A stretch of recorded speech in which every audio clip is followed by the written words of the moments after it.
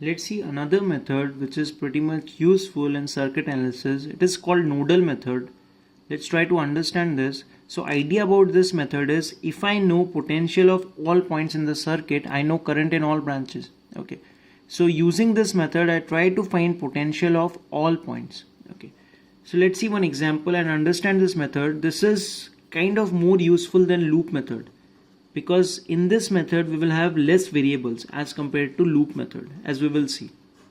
So let me draw the same diagram again, and here I have taken the same question which I have taken in the loop law so that we can verify the answer as well. So this is 5 volt. So here I'll use one concept that any 2 points connected by conducting wire must be at same potential. Okay.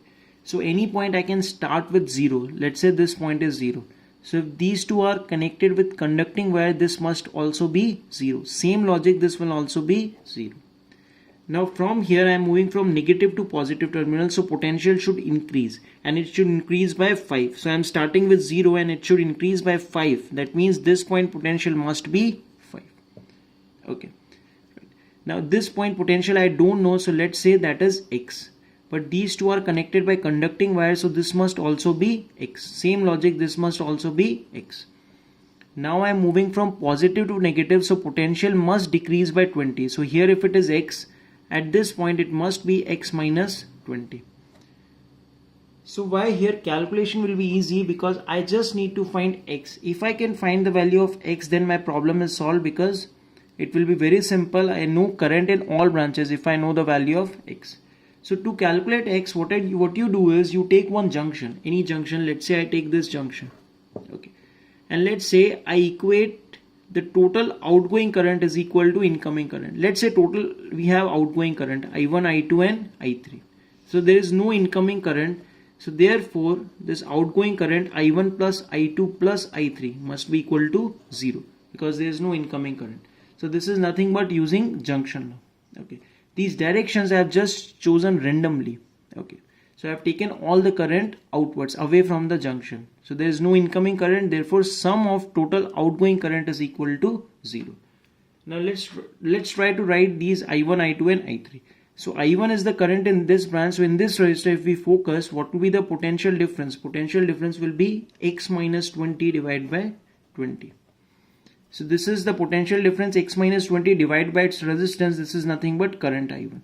Similarly, I2 will be what? Potential difference will be x minus 0. So why I have taken x minus 0 and not 0 minus x? Because I2 I have chosen from leftwards towards rightwards. Okay.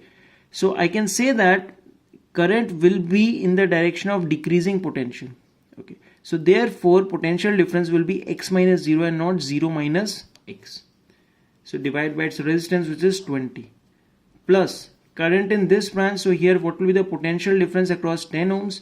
It will be again x minus 5 divided by its resistance. This must be equal to 0. Let's take the LCM here. This will be x minus 20 plus x, and here it will be 2x minus 10. This is equal to 0. So what I get, this is 4x is equal to 30. Or I can write x is equal to 30 by 4. Okay. Now once I know the value of x, let's say I wanted to find current in this branch. So what will be the potential difference in this branch? That means I want to find I2. So what will be I2 here? Potential difference is x minus 0 divided by its resistance. Okay. And x is nothing but 30 by 4. So 30 by 4 minus 0 divided by 20. So this will be my answer. That is nothing but 3 by 8. The same answer I got using the loop law, as you can see. Okay. So this is one important method, and here, as we will see in future videos, that using nodal method, calculation will be relatively simple as compared to loop method. Okay. So we will always try to apply this nodal method first.